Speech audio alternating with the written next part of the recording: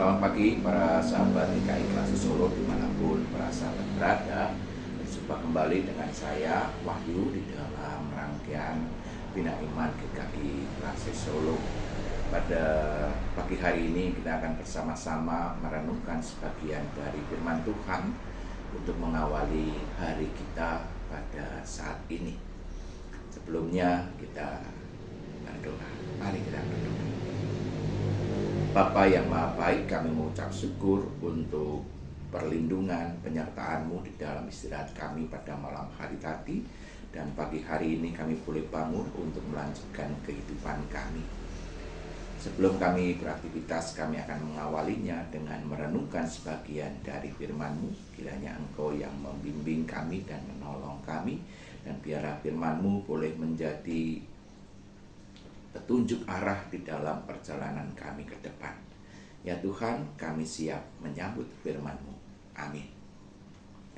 Para sahabat yang dikasihi Tuhan, renungan kita pada pagi hari ini diambilkan dari Injil Lukas pasal 7 ayat 31 sampai dengan 35.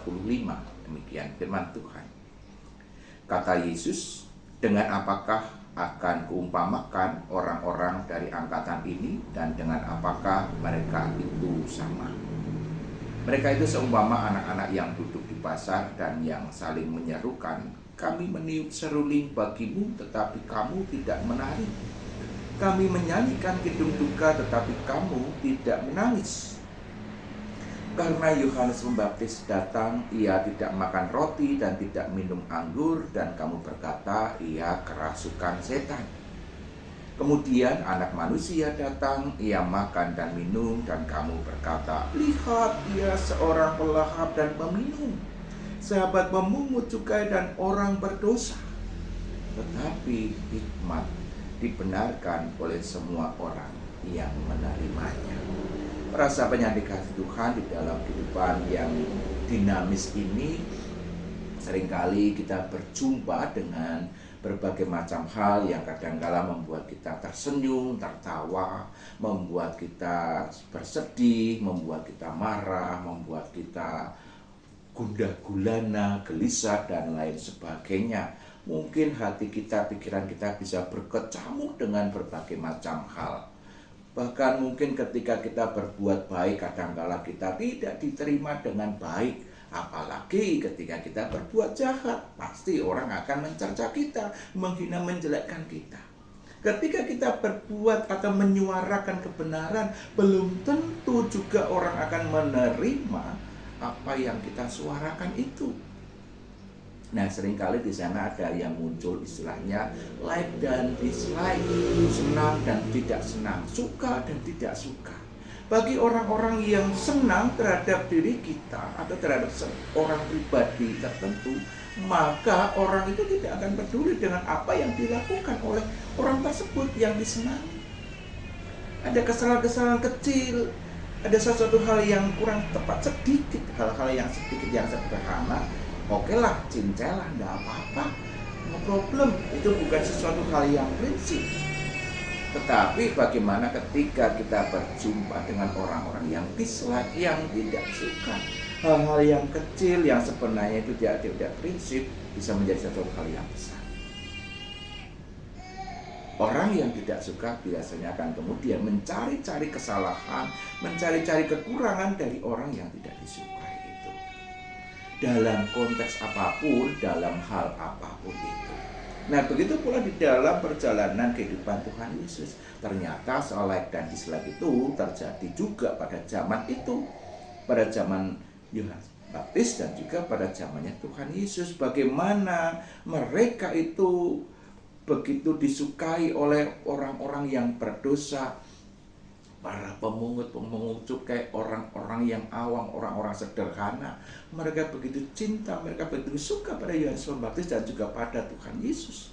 Tetapi di tengah-tengah situasi itu ada oknum-oknum, ada kelompok-kelompok orang-orang yang tidak menyukainya. Yang dikatakan dengan jelas bagaimana mereka adalah para pemuka-pemuka agama Yahudi. Mereka merasa panggung mereka menjadi berkurang. Mereka merasa power mereka, karisma mereka di hadapan banyak orang itu menjadi sirna. Karena munculnya Yohanes Pembaptis, munculnya Tuhan Yesus, dan disinilah dia muncul yang namanya like dan dislike. Padahal mereka, Yohanes Pembaptis, menyuarakan suara kebenaran, menyuarakan ratakan jalan, luruskan jalan, meminta orang untuk bertobat. Tuhan Yesus pun juga berkarya, membawa kebaikan, mengajarkan kebenaran, memulihkan orang yang buta, orang yang tuli, orang yang lumpuh, dan lain sebagainya. Melakukan banyak hal, mukjizat-mukjizat. Tapi karena yang namanya sudah tidak suka, ada di dalam hati orang Farisi dan ahli Taurat, mau tidak mau. Maka yang terjadi adalah yang ketidaksukaan itu mencari-cari apa yang dianggap salah, apa yang dianggap tidak baik, bagaimana mencoba menjebak Tuhan Yesus di dalam setiap karyanya dengan berbagai macam pertanyaan-pertanyaan yang menggiring. Untuk apa? Untuk mengarahkan, ini nanti kira-kira jawaban Tuhan itu salah enggak? Kalau salah, ini menjadi alat untuk menangkap dia. Nah, kita lihat bagaimana di dalam bacaan kita dikatakan, karena Yohanes Pembaptis datang, ia tidak makan roti dan tidak minum anggur, dan kamu berkata, ia kerasukan setan. Gaya yang dimunculkan oleh Yohanes Pembaptis di dalam karyanya, dia bergaya sebagai seorang yang asketis, hidup dengan kesederhanaan, jauh dari yang namanya kemewahan, jauh dari yang namanya hura-hura, kesederhanaan dan kerendah hatian. Tetapi orang yang tidak suka menganggapnya sebagai apa? Sebagai kerasukan setan. Tuhan Yesus yang mencoba hidup lebih longgar daripada Yohanes Pembaptis. Tuhan Yesus yang mau bersedia makan bersama-sama dengan orang berdosa, dengan para pemungut cukai yang seringkali makan gitu. Dianggapnya apa? Dikatakan anak manusia yang datang, ia makan dan minum, dan kamu berkata, lihatlah ia seorang pelahap dan peminum, sahabat pemungut cukai dan orang berdosa. Salah meneh, keliru meneh. Dan inilah yang terjadi. Tetapi di tengah situasi penilaian like dan dislike itu, Tuhan Yesus terus berkarya. Yohanes Pembaptis pun sampai akhir hayatnya dia tetap berkarya, meskipun dia kemudian mati dipenggal kepalanya.